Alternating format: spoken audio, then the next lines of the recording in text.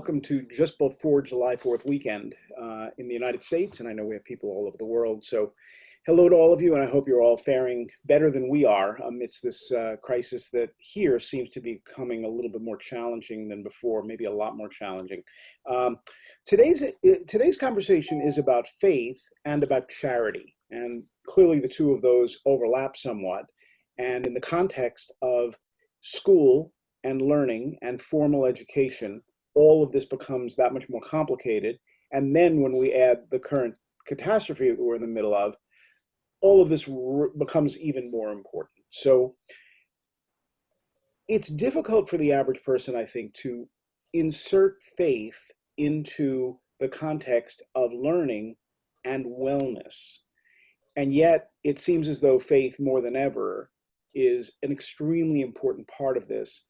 And when you begin to look backwards, as we will in a second, it's not a new idea, not by any means. So with that, let me introduce Dr. Harold Koenig. Do I have that right? I got it right, good.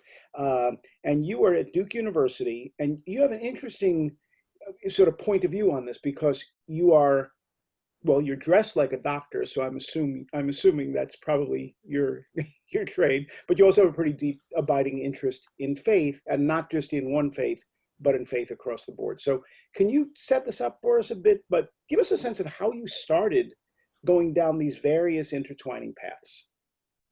Well, as a family physician many years ago, I noticed that many patients were, when I would round on them, would talk about their religious faith when I asked them how they were coping with the stress of their illness. So I became interested in that because I hadn't received any training. I was a nurse before I was a physician, but there was no training on the role that faith might play in coping with illness or in health outcomes when I was going through my training, whether it was during nursing school or during medical school. Nothing was said about that.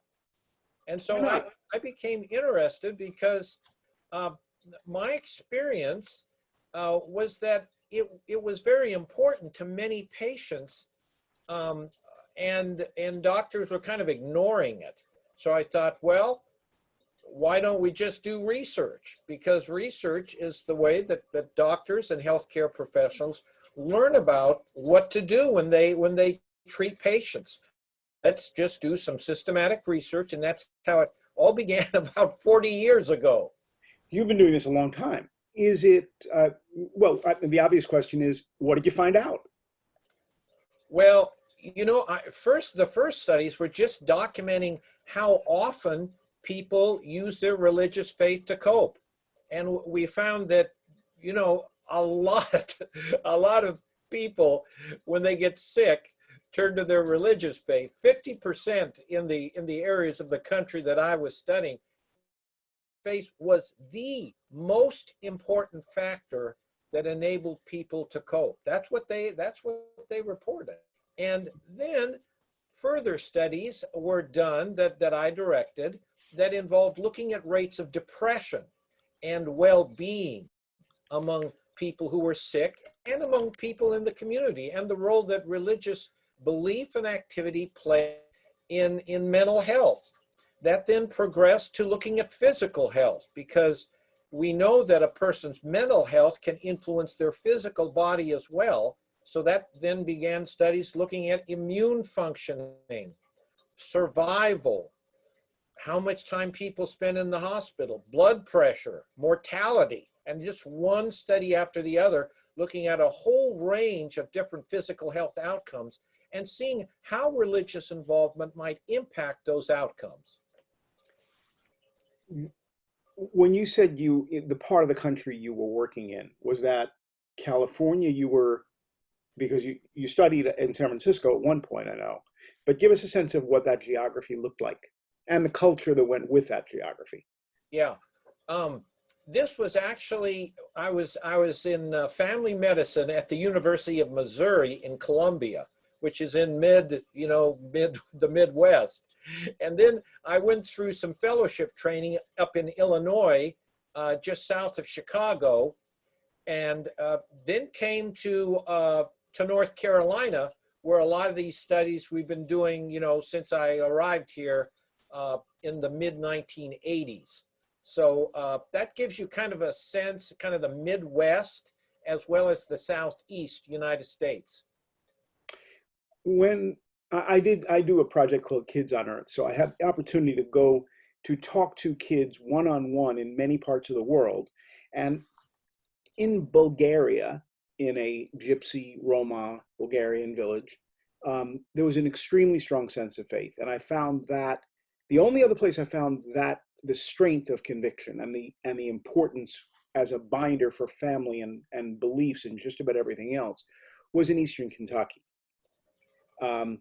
Would I be making assumptions I shouldn't make if I were to say that maybe North Carolina and that part of the world may be more reliant on faith than other places, or is that a stereotype that I need to disabuse myself of? Well, I would agree with you, Howard. Absolutely. North Carolina, the Midwest, tends to be more religious than the West Coast or the East Coast, especially, the northern part of the U.S. And, I do a lot of work in the Middle East. And so I see, very strong relationships between religion and health in Saudi Arabia, in Iran, in even in western parts of China, where there are large populations of Muslims, and we've done studies in those individuals as well. So it does vary depending on where you're at in the world.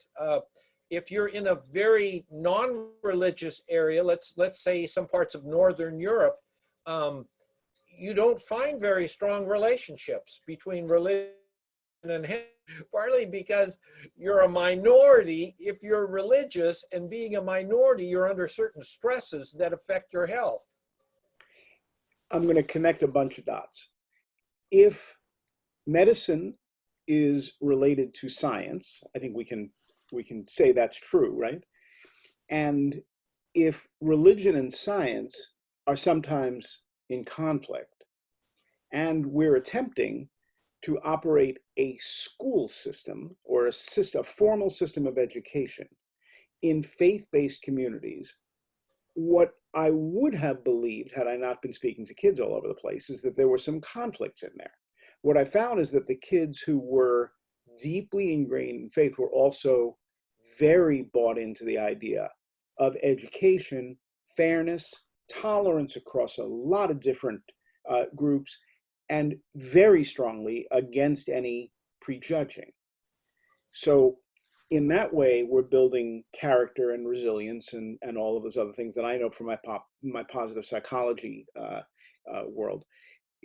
How do those pieces tie together in a world where schools are seemingly difficult to maintain and under a lot of uncertainty, kind of facing a lot of uncertainty, maybe in the next year, 2, 3 years? How do these pieces connect? That was about 15 questions I just asked you. Yeah, it is definitely, even introducing faith at all into any type of school curriculum is fraught with problems. And of course, it's not done here in the U.S. unless you have a private school. So how you negotiate that becomes very complex. And you're right that people who have strong religious beliefs are really, really gung-ho with doing it. But then on the other hand, there are people without religious faith who don't want to be felt, like they're being excluded. And so, the public healthcare system tries to level it all out by just not including it, or including just maybe the values and the moral standards. But doing that without religion is pretty tough. This is so complicated at a time when we really want to rely on the certainty of schools. As imperfect as they may be, we want a regular place to go. We also want a regular place to go, those who are holding on to a very specific kind of faith, to go to church regularly. and not to feel as though they may be taking their life in their hands or their parents' or grandparents' life in their hands and doing it. So we have a strange mismatch here where you want to be educated, you want to be faithful, you know that faith and your learning are somehow connected in your brain. How do you keep that connection strong at a time when you find out, as I did 20 minutes ago, that a friend has COVID? Yeah, so the way you negotiate that is that right now it is just not safe to gather in religious gatherings. There's just no way around that. You try to distance yourself when you're attending religious service. That's just very hard to do when you know everybody and they're like family to you, and you're usually used to hugging and shaking hands, and so it's extremely difficult. Now, children, on the other hand, school may not be the best place to learn to strengthen their religious faith as it relates to their health. It's probably going to be in the home.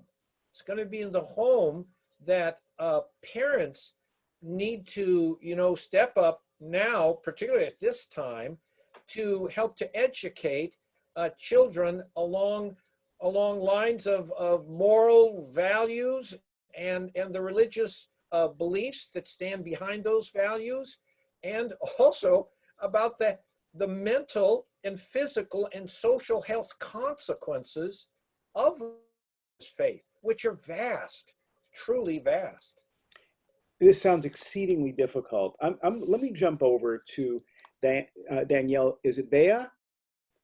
Do I have that right? Last name? Vella. Vella. Thank Vella. you. How do you read it? And you are on the front lines, and you have been with Jesuit Refugee Service. Mm-hmm. And you know a lot about this because you spend a lot of time talking to, working with, and ultimately writing about refugee families and the like. The doctor is taking us down a path that I don't think many of us are surprised about. I think it may be the amplification of the importance of faith within this. Mm-hmm. How does this fit together when resources are thin and there's a high degree of fear or even greater uncertainty? Let me say it that way. So the resonance of faith in settings like that and very high degrees of uncertainty. Yeah. Yeah. Well, I think, and I echo a bit what the doctor was saying and what you were saying earlier when you were talking about meeting children in Roma communities in Bulgaria. I've been interviewing refugees and listening to their stories and doing this work for more than 20 years. And the vast majority of times, practically every time, there is mention of how God is walking with the refugees, how they feel that God is walking with them. They want to talk about the hand of God in their journey, and they get a huge amount of consolation and resilience from their faith, whatever faith that is. It's really, really key for their survival, hugely so. Is it and I guess I'm asking both of you this question, is it a made-up set of beliefs that we created for convenience and makes us feel physically good? Because some of what you've written, Doctor, certainly suggests that faith is a very good way to stay healthy, right? Or is it something deeper than that? I mean, what have you learned, each of you, as a result of being on these front lines? Do you think it's a belief system that's handy, and at this point we probably want to take it out into a greater, more often than we do before and go more deep? Or is it something that we actually need to build an education system upon? So I'll take a first shot at that. Whether or not religious beliefs are a set of beliefs that have been made up to bring comfort to humans, there's no way to prove that God exists or that any of these beliefs are actually true. There's no way to scientifically prove that. The proof, however, is in the long lastingness of these beliefs that have been around for thousands of years, and that have been that have proven that they're essential to survival for many population groups.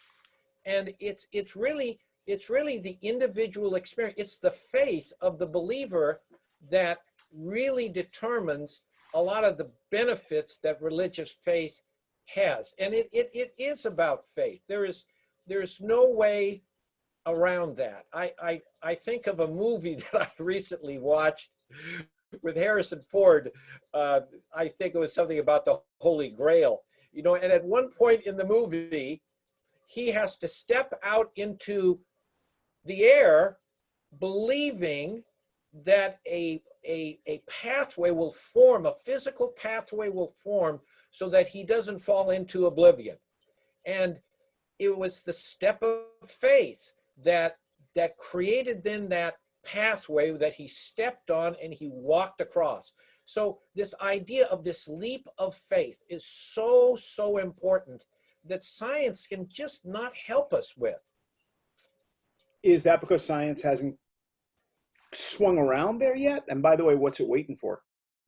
I don't think so. I think that, you know, we're talking about supernatural things that are outside of time and space, the physical world. So to try to use a physical methodology in order to study something that is outside of nature, that operates within nature and is outside of nature, but outside of time, I don't think that's possible. So, you know, all that we can really study are the effects that religious faith has on mental, physical, and social well-being. That's all we can study.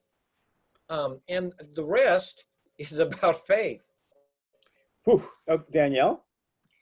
Yes, so I'm going to take up where the doctor left off. All we can see is the impact of faith, right? And in the lives of the refugees, it's like it's a very raw belief in God when situations are so dire. And it's really something that is like a lifeline. And I want to mention just 3 brief stories, really short. One is a refugee who had a man from Congo who had been a refugee all his life. He was born in a refugee camp, and when I met him in his 40s, he had 9 kids, and he had never seen his homeland. He'd lived in a refugee camp. He was a catechist. And I was almost feeling bad. You know, I was saying, I'm so sorry. He told me, don't worry, because God knows. God knows when I am going back to my country. And the fruit of that great belief in God, that God knows, gave him this peaceful resignation. In Sri Lanka, in the civil war, I met a woman whose daughter was gang raped and killed by 7 army men. She knew she was never going to get justice, and she was there. She was forced to watch. She knew she was never going to see justice for her daughter. It was the soldiers who killed her, right? And she used to travel to the court every time, crossing the island, you know, knowing she was not going to get justice. But she used to tell me, you know, justice belongs to God. She was shot that time. She couldn't walk. They told her, you'll never walk again. She told God, you took my daughter, now you help me walk. She learned how to walk again. And again, you see the fruit of this. There is, even in such a horrible, awful situation, you see peace, you know. So many refugees trying to come to Europe to find a safe place have to pass through Libya, which is a death camp for them. They get stuck in these awful prisons where they're tortured and everything. And they tell me, I survived because of God. I used to talk to God. They were not allowed to talk to each, you know, they couldn't speak to one and another. They used to speak to God. So this raw belief, which is so essential for their survival, and then which gives them the capacity to continue living and to find some kind of peace, capacity to forgive. It's so real, you know, it's so real for them that almost if you didn't believe, I think it would make you believe as well. That's what I can say. Tej, we have several students with us, and either Tej or Rishi is going to be heading into an engineering direction. That sounds a little less spiritual to me in some ways. It sounds a little more like, no, it's got to actually be in the plan. We're going to build it this way and all that. What do you make of this? you guys, and I think you're brothers, right? Yes. That was good the way you did that in unison. All right. So, Yeah. no, give me the entire answer in unison, okay? Go. No, I'm kidding. What do you think? So yeah, like you said, I'm planning on majoring in engineering. So I guess I've always grown up like with faith has not been too much of like a big deal in my household. Like school and other stuff has come kind of first, I guess. It's just a personal thing, I guess, towards us. But like, I guess you could see some people still incorporating faith into like their education and like STEM stuff. But I largely see it not being used too much because we're engineers. I guess we're just focused to like the task and trying to like get to a concrete goal, or there's a direct problem and a direct solution to this. And then sometimes I guess faith doesn't really have too much to sway that get to that solution. That was my phone. Apologies. I'm hoping that Dr. Koenig is going to have a response to that. You know, I can see that. I can see that because, you know, in engineering, you are dealing with the physical world. You're dealing with the quantitative physical world. You're trying to predict, design. And so, you know, faith, what is that? That really isn't really applicable to the work that you're learning to do. But, you know, some people have derived, you know, they do the work, they do the science, the engineering, the science as a service to God, which actually makes it much more meaningful and enjoyable, and adds a completely different dimension than just the work. Because, you know, the work can be frustrating, it can be difficult, it can be, you know, boring. And unless you have, you know, you can, sure, it's, you want to please your parents and you want to make money. Okay, but unfortunately, that's oftentimes just not enough to keep you going, especially when, you know, you deal with failure and loss and other stuff's going on in your life that's affecting you personally. So for some people, not all people, but for some people, religious really provides that additional benefit to the study and to the eventually to the work that people do.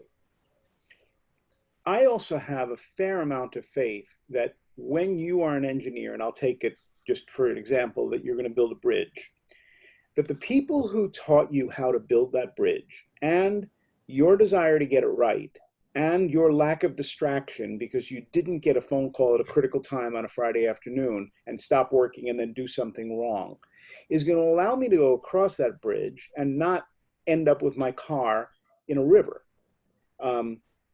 I have faith enough in the education system and in each individual that bridge is going to be built safely. And doctor, I'm sure you run into this all the time. I hope you know what you're doing because my life kind of relies upon where you are. But Danielle, it's the same thing for you in some ways. It's the dependence on one another. And in some ways, faith is connected to that. And with that, Prodip, I wonder if you could just join us for a second. I know that the doctor only has a couple minutes left, so I'm kind of looking carefully at that clock as well. Is that right, doctor? Yes, sir. Okay. But give us a sense. You are, well, you have a bit of an announcement now, right? Because you now have sort of a new position in the world. So, Prodip, can you unmute, please? Thank you. So you have a new position in the world, right? And you have an interesting perspective on this, but I wanted you to say hello before the doctor had to leave. So please give us a sense of your new role. What do you mean new world? I could not understand, sorry. You are recently ordained, yes? Yeah, I recently as a deacon. Yeah, just started. What do you make of all of this about the science and the medicine and the importance of faith and all of it kind of being one thing ultimately? I think we are connected with each other. We cannot deny, we cannot directly say that, oh, faith is, yes, important. At the same time, to go with the world, we also need science. We also need, like, what is called, the treatment. So we cannot deny that I am alone is enough. Of course, religion, as you said, religion is helping us to go forward with our faith, and the other things are also helping to strengthen our that faith. That when we said about God, faith is about God, so to know who God is. I think that is also both, all are important. I think we can go only one way. Doctor, I guess last question. In some ways, I feel like all of this is mutually exclusive. In some ways, I'm disappointed in science for not going further into supernatural and other worlds that it probably needs to, and hopefully will begin to. And part of this is we're in this very strange situation, and we only seem to be making it worse. So if faith is effective, wouldn't it be getting better? Well, one of the things about religious faith and medicine is that they work very, very well together. They're very complementary, you know, and that's a real benefit, because, you know, religion was the way that most people dealt with health problems through most of human history, and it's only recently that we become scientific in the whole medical field, and that's produced many gains. But my hope is that we can work together, that people of faith, that deacons in churches and pastors can work with healthcare professionals, because they play very complementary roles. And so that's what I have been working on a lot lately, in educating medical students, medical doctors, through the research on the role that faith plays in the work that they do and in the patients that they treat, so that a more holistic approach can be taken to address the needs of the whole person rather than just their physical body. So I think it's changing. It's changing rapidly. Medical schools are now training and teaching medical students about spiritually integrated forms of medical care. And that's very exciting to see. At places like Harvard and Johns Hopkins, these are top-notch cities that are now training physicians that will be leaders in the future to integrate a person's religious faith and the medical treatments, because they work so beautifully together. Does that mean that just as we have science and math, we ought to have faith in all public schools as well? Because it sounds like the answer is yes. That's a great question, Howard. I would say yes, you know, but like I said, it's complicated. Now, young people tend to be, as you said, they tend to be very welcoming and accepting of people of all different faiths, genders, and you know, and different sexual orientations, that this new generation of young people tends to be much more accepting than perhaps the old generation that I came from. So that gives us hope too. At one point, that a spiritual form of grace in the classroom, that is reinforcing of moral beliefs and values that all of the religious traditions have emphasized throughout history, will come about someday. Amazing how all of this connects up. You're all going to stay with us. Dr. Koenig, thank you very much for being with us. We're going to take a break. We'll be right back.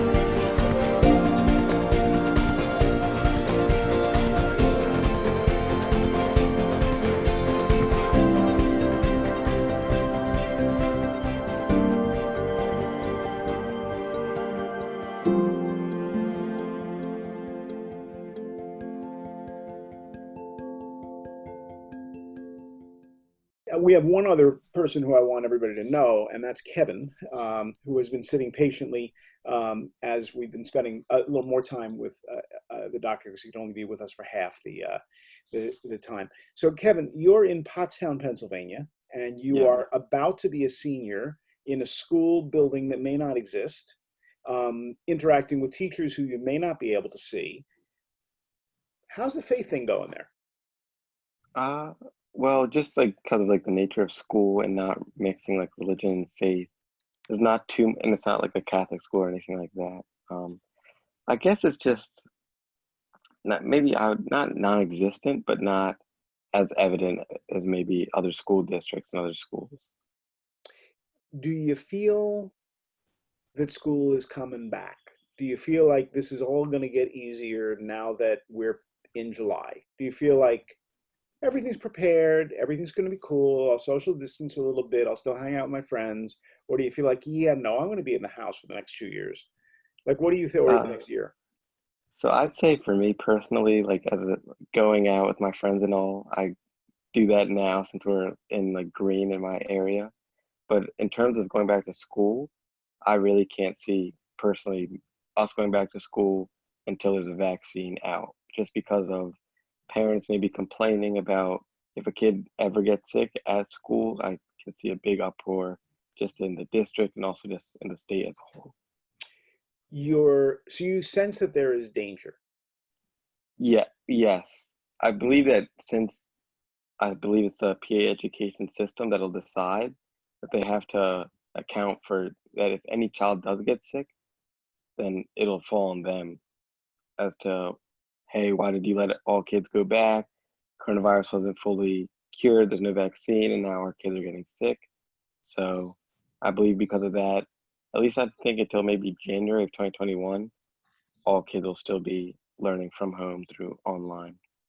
Danielle, you have worked with a large number of people who somehow get educated or don't in the midst of danger, whether it's danger that other people are putting on them. You'll explain that better than I can. Yes, I mean, okay, so working with refugees, something you see first of all is that although they have they face so many dangers, so many challenges, even to find shelter, even to find food, the need for education, you know, for parents to want their children to keep on getting an education for the children themselves is something which is so paramount, even in the midst of so much danger. The desire for education never goes, but it's very challenging, you know, to get education in the middle of a refugee camp, or even if you're living in an urban area, but you're a refugee or an asylum seeker with very few rights, you know. So it's something which is really, I think, actually maybe what we are living now, like the rest of the world, if you want, in a situation of COVID, this waiting, this not knowing what's going to happen, this feeling deprived of your freedom, this thing that the decisions of your life are taken out of your hands. This is something that refugees experience every day of their lives, whether it's, you know, to do with being able to go to school, whether it's to be being able to cross the border, whether it's, you know, waiting for resettlement. This uncertainty is something that they experience every single day. If it comes to education, well, then the uncertainty that they experience is, will we be able to go to school, and how long will we be able to stay there? And the barriers in the way of getting an education, and the higher up you go, the numbers shrink of the kids who can go to school are really simply huge. Tougher for girls than for boys, or no, or about the same? It is tougher for girls than for boys, and that's something which is cultural in a way in many places. Okay, so what you have now, what many NGOs have, and the Jesuit Refugee Service, which I work for, is one of them. We consciously have affirmative action to favor the girl child, you know, so that they'll be able to go to to school more. And this can unfold in many ways, how we do that, you know, and it's, for example, down to working with parents to show them, yes, you know, why it's good for girls to go to school, and simple things to enable the girls to go, you know. So I think there are many efforts on the way now to address that imbalance, but yes, the imbalance is there.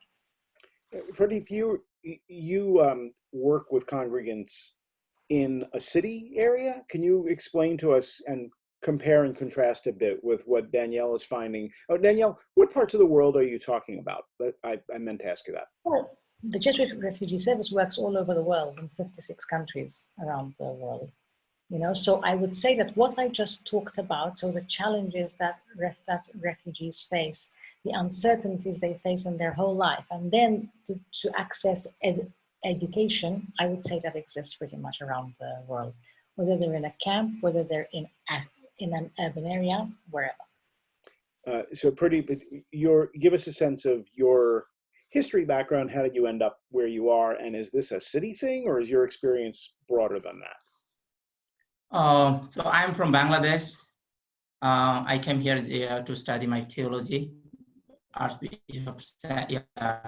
bishop sent me here. For the family, and they met together, and then Archbishop Shapiu invited me to study here. So I'm here after finishing my studies. So next year I'm going back to work with my people. Where will you go back to? Where will you go back to? Bangladesh. Where in Bangladesh? I'm going to my Bangladesh, country Bangladesh. In countryside is actually my diocese. Okay. So but now sorry? I'm interrupting you because the internet is stopping and starting, so I think you finished. So my apologies, but it's been a little bit on and off. So when you go back, are you going back to villages? Are you going back to, what is the community like? Actually, where I live, there is basically indigenous people. Muslim, our country is a Muslim majority country, 91%. We are not even 1%, but it's good number. It's about 1 million Christians there. But comparing with other religions, not even 1%. So where I will go, there is totally rural, countryside, rural area. People are very poor and uneducated. Now, slowly, they are trying to study, get some educations. But basically, people are working in village. They have good faith. It's the missionaries who started the Christianity there from America, from Australia, Europe. It was now I think it's growing up, but challenging, a lot of challenges. What kinds of challenges? When we live with other religions, especially Muslim, sometimes, of course, not that comparing with other countries like Pakistan, we are not that much not that much bombing or persecuting, but there are different types of persecution. You don't have to give your life, but like forcing you to leave your place, trying to get you land. When you have celebration, sometimes you are not free. You are scared for security. Sometimes discrimination between our religion and also other religion. We don't have that much freedom. Sometimes bombing. We had a bomb in a car, what is called in a church.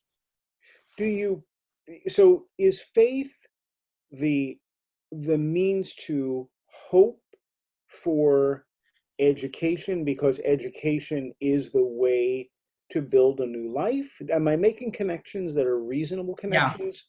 Tell me about that. No, thank you.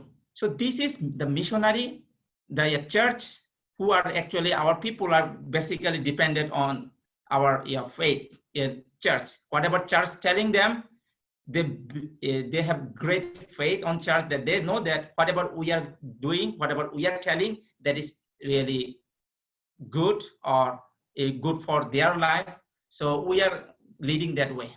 So they believe us, and they try to follow. And we know that education is really good way to understand the faith also.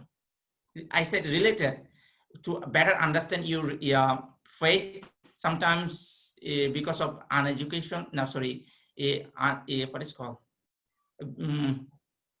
Uneducated. There people are uneducated. Sometimes they don't understand clearly what a priest or religious sisters, brothers to them, but people are listening to them now, trying to get education. So I think this now better for us to teach, to make them understand. So Tej, Rishi, how far back would your family have to go, parents, grandparents, all that, before the stories that Prodip tells feel somewhat familiar? You'd probably have to go far ways back for any like religious stories, but they still get passed down onto us, and their topics that they cover are basic foundations for how we should live today. So that stays with you. Huh? That stays and gets passed from one generation to the next. So your parents from US, grandparents from US, like take me back to where you came from. I'm assuming in Asia, but yeah, tell us a little bit about the family history. So our grandparents were from India, and from a young age, my dad moved to America, and he grew up here. And when he was older, he went to India again for a trip, and he met my mom there. So they moved back here and started a family, and yeah, here we are. And if I can ask, was it a wealthy family, wealthy setup in India, or was it more difficult? Like, where did they come from? Mine came from poverty, so. Yeah, it was relatively more wealthy in India. Okay. Yeah. And do you think that the education component in there made much of a difference? Or do you think it was all about faith and hope and maybe something good will happen? Or was it charity? Or what was it that allowed the family to prosper? It was very much education. For example, my grandfather on my dad's side, he got married because of his very needed medical degree. Yeah. He was allowed to come to this country because of that. Okay. So, Danielle, for the people you work with, how do you get there? Or do you? Because at some point, all of us were poor. At some point, all of us lived in villages. And gradually, with each generation, hopefully we make improvement. I make no guarantees about the 2020s, but apart from that, do you see that, or am I presenting an overly simplistic view of the world? I work with refugees, with people who are forcibly displaced. So in a sense, when you're uprooted from your country, your networks, your family, your job, your identity, your social status, I don't think you can kind of, then you lose everything. So you have to start from scratch, you know? So if you build from scratch. Now, of course, there are 79.5 million refugees and other forcibly displaced people in the world. So of course the picture varies widely, very widely indeed. And there are some who manage to rebuild and to rebuild their lives in an incredible way and to build really great futures for themselves and their kids. But it's something which unfortunately does tend to depend a lot on luck. Okay, it depends a lot on your own perseverance, on luck, and largely on the decisions that others make, you know. But where does faith and luck intersect? How does that work? I was kind of hoping it was all about faith and education. You're bringing luck into this. No, there is luck. It's a lottery, and I in the last book I wrote, like Dying to Live, which is stories of refugees from around the world, I realized how it's a lottery. You know, it's a lottery, and you know, first of all, why you're forced to leave your home in the first place. You know, the journey is a lethal one, largely because we don't allow the refugees the legal channels to access the territory where they can seek the protection that they need. So it's down to luck, you know? And so luck, and then where you go in the host country where you go, do you get a welcome or don't you? You know, where you're sent, the place where you're resettled to, or the place where you land. Are you going to find people who welcome you or not? So faith plays a huge role. Faith plays a role in that resilience, that grit to survive, what I was saying earlier. God knows, you know, and God, if God wills I will survive, I will. And you know what, I think that faith also plays a huge role in the people who welcome, in the people who are extending hospitality. All the major faith traditions place a huge emphasis on this, you know, to welcome the stranger. That's huge. Are we welcoming the stranger or not? Because faith, I think, plays a role there too.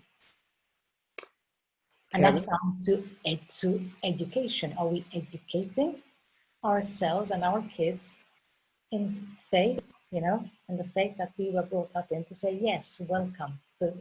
Like, don't be scared. Even if you're scared, go above that to welcome. Kevin, you, like probably the rest of us in one way or another, you have family that came from another country, and somehow you ended up in Potts Grove, which is all across your chest, right? Yeah. So, but your family didn't grow, or members of your family didn't grow up there. No. Tell us the story. So my parents, both my mom and my dad, are from Kenya, and the rest of the family are too.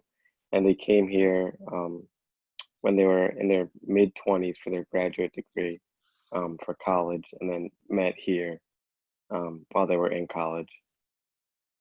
And where does faith intersect with education, intersect with enough money to make it happen, or not enough money, or like give us a sense of what they left and how they built this? Yeah, so for like my family, like faith is a cornerstone. Very like both my parents are very religious, but also in terms of that, I guess faith was taken, but also education is also very big. So I guess they complemented each other in that way. So they had a lot of faith in terms of coming to a new country and building a life for themselves, but also prioritizing education and building a better life for not only themselves, but their kids. Prodip, you probably see various versions of this story. Tell us what your perspective is on it. How do you stack faith, a belief that things will get better, education as a tool maybe to make things better, and luck? Yeah, thank you. I feel that sometimes I feel that before our like grandparents, great grandparents, they didn't have that much education, but they had great faith. They didn't know that much, but they believed and they were happy. Now, with that, sometimes that we need education. Education helps us to understand what we believe. That is true, of course. It's not a blind belief. It's better to know what I believe. But sometimes, if you see that our life, people are educating, slowly they are going far away from our faith, what we used to believe or what we believe now. So sometimes I also ask question, if education is for to better understand, to strengthen our faith, so why people are going behind? Especially like we are now in America, people are thinking that we are becoming individualistic, or we are not, many people are not believing in religion. Why? If education helps us to strengthen our faith. Sometimes I have also, I think there is gap, something is missing there. And maybe that's what the doctor was talking about before. Yeah, maybe this is because I'm thinking that this is maybe because of our fault. Maybe those who are leaders here, the religious leaders, maybe we are not able to connect them, or maybe this is from the people's part, might be, so they are not that much interested to come to cooperate with with the church. I think something is missing there. We have to work on that.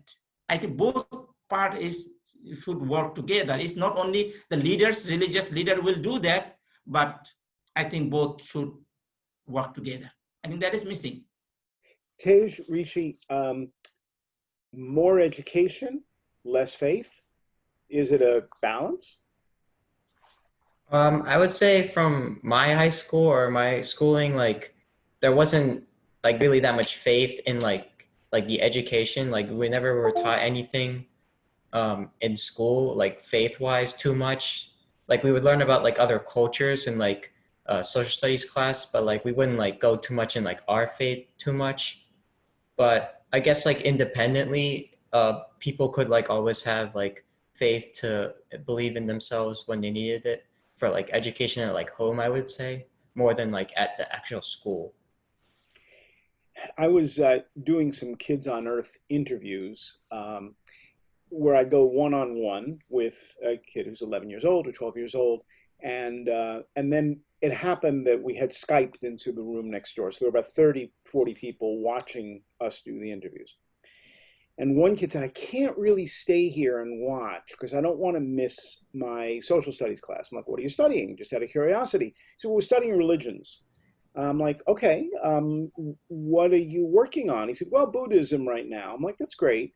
I said, what do you think you might miss if you're missing a class for 45 minutes? He said, well, I'm going to miss the rest of Buddhism and also Hinduism and also Shintoism and also, and he named two others, thinking, how long is the class? He said, well, it's like, 45 minutes. I'm like, so you're going to miss 6 minutes of Buddhism and this is what you're concerned about? And this is all your school is giving you about this? How are you ever going to understand you should sit here and watch the interview. You'll learn a lot more. But that's what it's been reduced to. So Prodip, as you're explaining, maybe we're missing something, I sat in the room where they were missing something. And of course, all the other kids in that group started laughing because they realized how ridiculous this form of educating about faith turns out to be. And yet they're American kids, so they've got a lot of influences, and faith may not necessarily be the highest on the list for some of them.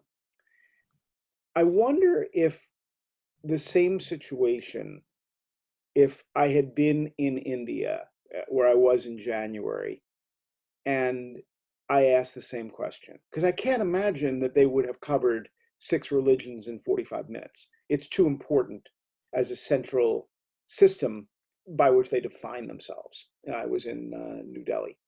Am I missing something here? Like, it just seems to me as though this is something we ought to be learning in school, but more importantly, this seems to be underpinning the reason why we're learning in school. But am I stepping too far? Danielle, what do you think? I think you're muted. Yeah. when we talk about religion and education, we also need to think a little bit about how religion is taught and what is taught, So I don't think religion should have anything to fear from education, that if people get educated, they will walk away from their faith. I think we need to be asking why, Is it because of the way religion is communicated to them? So when they start to think, they say, oh no, that doesn't count for me. Then I think we need to be looking at that, the way that it's taught. And I go back to the point I was making. I mean, what are the essential values here that we want to communicate, that come out of our belief in God? What are the values about how to live in this world? How to live in a world which is so unjust and so unequal, and now in a time of COVID-19, much more so. Our religion is speaking to us about this, but the way we are educated in our faith makes all the difference, how we respond to those challenges in the light of our faith, So I think, yes, something is missing, and I think the question is, how is religion being taught, and is it helping us to live up to the values enshrined in those faiths, to face up to the challenges of now, in a way that we reach out to anyone in need, whoever they are. Prodip? Yeah, thank you. missing is something is missing. This is my opinion. I think when we give education for the students, just we are trying to give the knowledge, but at the same time, as religion gives us some morality, teaching us about the morality, what we're supposed to do, what we should not do. At the same time, talking about the heaven and hell, or right or wrong. I think that way it builds up some place for God, not only just education. And when we talk about God, it helps us, I think, to realize the humanity, especially the humanity. I think it's the right word, humanity. Yep. So I think when in the education system, sometimes we trying to separate, hide or separate that part. Not only that, the knowledge. Of course, religion is a part of knowledge, but I think that only the world, but not the God. We are trying to separate God from our education. If we go ahead. I'm sorry. Yeah. Kevin, is religion something that ought to be taught in school? Should it be the basis for school, or is it something that you'd learn at home? Whether it's taught in school or not, I say maybe, possibly. I haven't really thought of it too much. But as for it being the basis, I don't think it should be. In terms of public schooling, I don't think it should be. Because I feel as if public school is open to all religions and all beliefs. So I feel like not enough time could be focused on each individual religion that everybody could feel properly represented. And that's why maybe it should be more focused on at home and in churches and in more religious settings, and taught more in depth then, because school just has so much to cover and religion might not be focused on enough. The religion and faith, same thing, different thing, Danielle? I tend to see faith as the personal belief and religion more as the institution that guides that faith. And Prodip is waving goodbye to us because he's got an appointment he's got to go to. So thank you. Yeah, thank you so much. So just I'm going to close out with sort of the bigger question. If the goal here is to end up with people who are whole, and we rely upon faith, or at least a system of beliefs, in order to be able to get educated, because if we don't believe in ourselves and we don't believe in society and we don't believe the bridge is going to stay up, it's really tough to get educated. And I would think that among the people who are in difficult situations, if you don't believe that you're safe, it must be extraordinarily difficult to underpin an education, even though you know that the only way to achieve safety is to lift yourself out through education. How does that work? Danielle? Actually, I think that's one of the benefits of education for children who are in very unsafe places, like conflict zones, or places which are very uncertain and deprived, like a refugee camp. Something that education does is it really provides a safe space. It could. A school can be a really safe space, actually. It can give that safe space where you don't only come to learn, but you can come, to feel that this is a place where no harm is going to come to you. That's what a school should be, and that's what it can offer to children in such desperate situations. And this is something, as again, the organization I work for, the Jesuit Refugee Service, really has a focus on education, and it's more than just academic knowledge to giving children this safe and shared space. Do you guys feel that, Tej, Rishi, and Kevin? Do you feel safe at school? Do you feel that it is a safer place in the world where you can be and not feel threatened and free to learn? Or do you feel as though there's issues? I would say I feel pretty safe at school, like in general, I feel safe, I could walk around and stuff, but I feel like sometimes I may not say everything some people still like might judge you for saying certain things or like believing in certain things, but like I feel like majority of the time I feel safe with everyone and everyone generally respects each other. There's always going to be a couple people who may or may not see it that way, but I feel for the most part, like students are pretty understanding of each other. Kevin? Yeah, I'd agree with that as well. Like for at least at my school, it feels safe and people are welcome to new ideas, but I can't speak on really any other school, but yeah. Danielle, in the depths of where you've been, do you find that the kids support each other and that there's a version of faith and charity that goes across because of need, or do you feel as though it's everybody for themselves?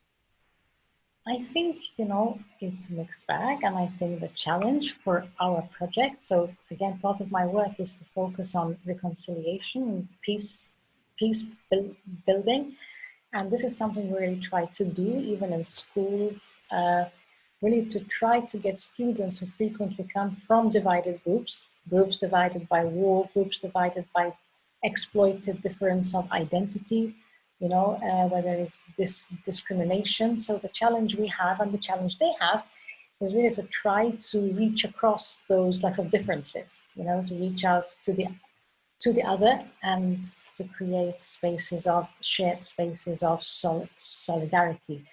And I think, yes, the challenges are there, they're big, but people do try, yes. People do try, and we see it as part of our role to encourage that. And this is the challenge.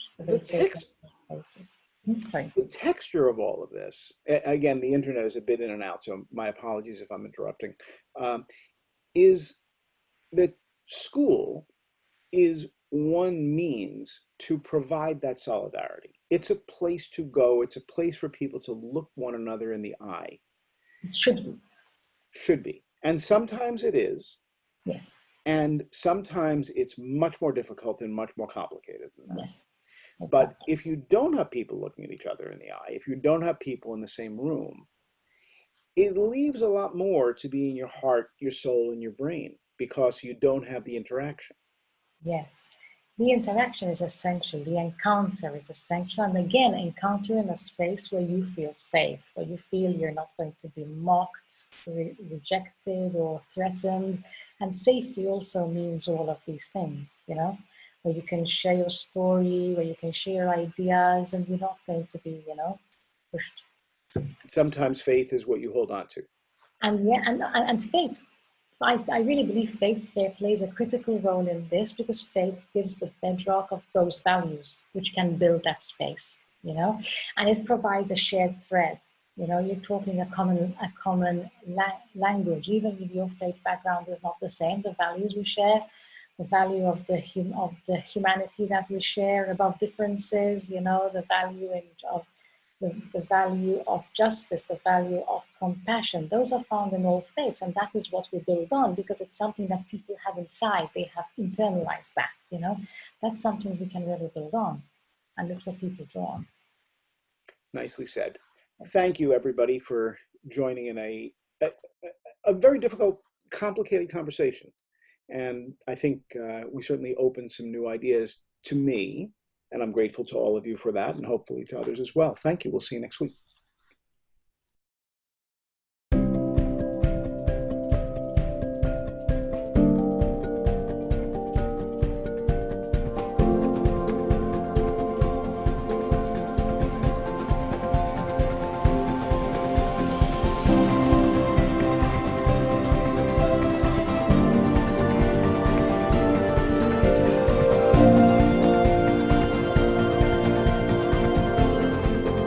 For on-demand episodes and more, visit our website. Kids on Earth contains hundreds of video interviews with students from around the world.